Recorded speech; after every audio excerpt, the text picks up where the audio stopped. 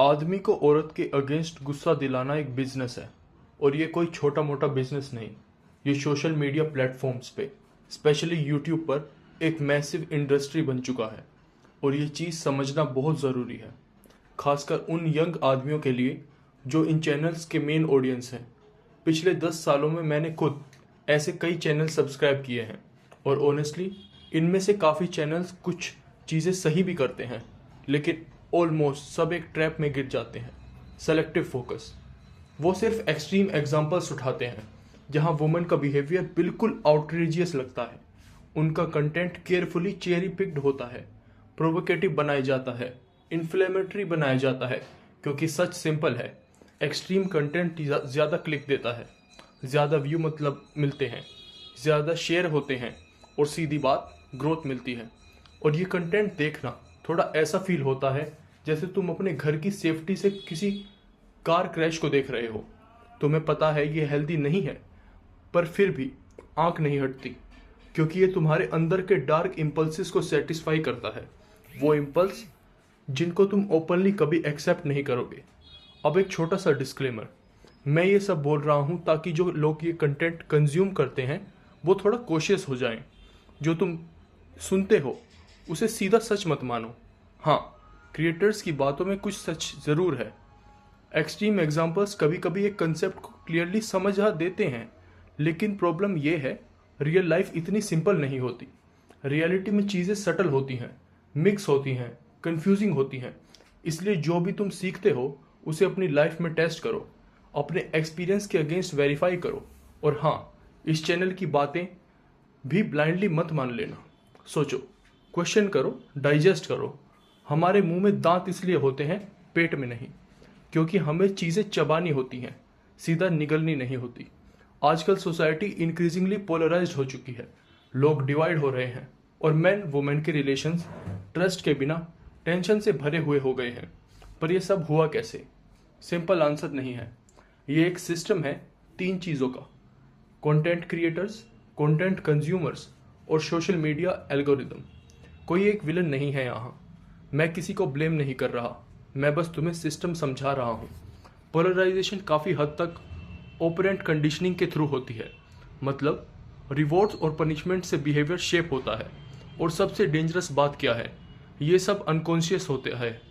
न क्रिएटर्स को पता होता है कि वो रिवॉर्ड हो रहा है, न व्यूअर्स को पता होता है कि वो मैनिपुलेट हो रहे हैं।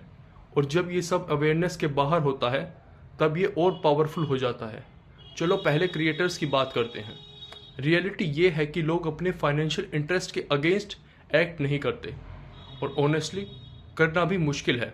अगर एक्सट्रीम कंटेंट ज़्यादा व्यूज़ लाता है और ज़्यादा व्यूज़ ज़्यादा पैसे लाते हैं, तो धीरे धीरे क्रिएटर्स ट्रेन हो जाते हैं और ज़्यादा एक्सट्रीम कंटेंट बनाने के लिए, चाहे उन्हें पता हो या ना हो। मेरा ही एग्जांपल ले लो। मेरे चैनल पर अलग अलग टॉपिक्स हैं: स्पिरिचुअलिटी, ग्रीफ, सक्सेस, इमोशन, सब कुछ। लेकिन अगर मैं सिर्फ टाइटल में वुमेन डाल दूं तो वीडियो ज़्यादा चलेगी। सोचो कितना स्ट्रॉन्ग इंसेंटिव है। नेचुरली तुम और ज़्यादा वुमेन रिलेटेड वीडियोस बनाना चाहोगे। मैं पर्सनली शायद पूरा चैनल उस डायरेक्शन में ना ले जाऊं, क्योंकि मुझे बोरिंग लगेगा। लेकिन बहुत क्रिएटर्स एक लूप में फंस जाते हैं, सेम वीडियो बस 10 अलग वेरिएशंस में। और हाँ, मैं भी उस पुल को फील करता हूँ रोज़। मुझे कॉन्शियसली रेजिस्ट करना पड़ता है। शायद मेरे लिए ईजी है, क्योंकि मैं इस इनकम सोर्स पर बिल्कुल भी डिपेंडेंट नहीं। ये चैनल मेरे लिए फ़न है, हाँ थोड़ा बहुत मज़ा भी आता है, लेकिन ये मेरा इनकम सोर्स है ही नहीं। इसलिए मैं शायद थोड़ा ज़्यादा ऑनेस्ट रह सकता हूँ, लेकिन इंडिपेंडेंट रह सकता हूँ। लेकिन जो क्रिएटर सिर्फ अपने चैनल पर डिपेंड करते हैं, उनके लिए सिचुएशन अलग होती है। अगर उन्होंने अपनी बाकी इनकम स्ट्रीम्स छोड़ दी तो उनका लाइवलीहुड इस कंटेंट पर डिपेंडेंट हो जाता है, और फिर प्रेशर आता है, बहुत ज़्यादा प्रेशर। मैं उन्हें ब्लेम नहीं कर रहा, सच में नहीं। हर किसी को पैसा कमाना है, और अगर सोशल मीडिया से कमा रहे हो तो fair enough. By the way, अगर तुम्हें ये सुन के वैल्यू मिल रही है तो इस वीडियो को किसी ऐसे इंसान को भेज सकते हो जिसे सुनना चाहिए। वर्ड ऑफ माउथ से ही चैनल ग्रो करता है। और अगर तुम्हें लगता है ये वैल्यूएबल है तो लाइक भी कर सकते हो। अब बात करते हैं एल्गोरिदम की। सबसे पहली बात, एल्गोरिदम न्यूट्रल नहीं होता, उसमें बायसेस होते हैं, और ये बायसेस इतने बड़े डाटा से ऐसे आते हैं। कि इंसान उन्हें डायरेक्टली देख भी नहीं सकता। सिर्फ जब उनके कंसिक्वेंसेस सामने आते हैं तब समझ आता है। दूसरी बात, एल्गोरिदम एक बिजनेस टूल है। यूट्यूब का मेन गोल क्या है? सिंपल, तुम्हें प्लेटफॉर्म पर ज़्यादा देर तक रोकना। जितना ज़्यादा तुम देखोगे उतना ज़्यादा एड्स दिखेंगे, उतना ज़्यादा पैसा बनेगा। और ये सबसे ऊपर आता है, क्योंकि अगर बिजनेस ही नहीं चलेगा तो बाकी गोल्स का क्या फ़ायदा। ये कंसेप्ट नया नहीं है, ट्रेडिशनल मीडिया सेंचुरी से ये समझाता है। न्यूज़पेपर का मेन गोल सच बताना नहीं होता, वो साइड इफेक्ट होता है। मेन गोल होता है ज़्यादा कॉपीज़ बेचना, और सेंसेशनल हेडलाइंस वही पुराना क्लिकबेट है। न्यूज़ चैनल ऑन करो, क्या दिखेगा? सेक्स, डेथ और कंट्रोवर्शियल टॉपिक्स के रैंडम क्लिप्स। सब डिज़ाइन किया गया है तुम्हारे इमोशंस को ट्रिगर करने के लिए। और फिर बूम, 8-10 मिनट में एक ऐड ब्रेक। जब तुम इमोशनल होते हो तुम कम रेशनल होते हो और ज़्यादा लाइकली हो कुछ खरीदने के लिए। अगर तुम्हें और समझना है तो नेटवर्क फिल्म देखो या 4 arguments for the elimination of television देख पढ़ लो। अब वापस आते हैं, अगर लोग सेंसेशनल कंटेंट पे ज़्यादा रिएक्ट करते हैं तो एल्गोरिदम वही प्रमोट करेगा। Simple feedback loop, engagement equals पैसा, और ये गेम चलता रहेगा। अब लास्ट पीस, तुम द कंज्यूमर सच बोलते हैं।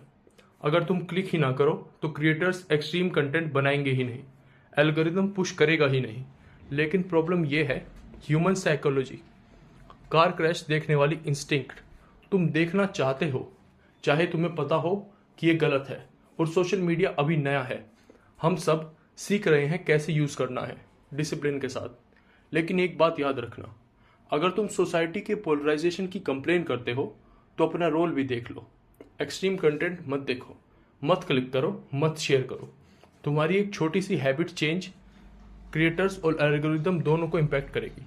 जैसे मैंने बोला, क्रिएटर्स, कंज्यूमर, एल्गोरिदम सब एक सिस्टम है, कोई एक रिस्पॉन्सिबल नहीं है, लेकिन सब कंट्रीब्यूट करते हैं। और जब बात आती है रेड पिल टाइप चैनल्स की, तो एक बात समझ लो, मैन को वुमेन के अगेंस्ट भड़काना एक बिजनेस है। सिमिलरली लड़कियों के लिए भी। और अगर तुम बिना सोचे समझे उसे कंज्यूम करते हो तो तुम ऑडियंस नहीं कस्टमर हो। अब बताओ, क्या ये तुम्हारे एक्सपीरियंस से मैच करता है? कमेंट्स में लिखो। और अगर यहाँ तक आ गए हो तो लाइक सब्सक्राइब भी कर दो। एज ऑलवेज सुनने के लिए धन्यवाद।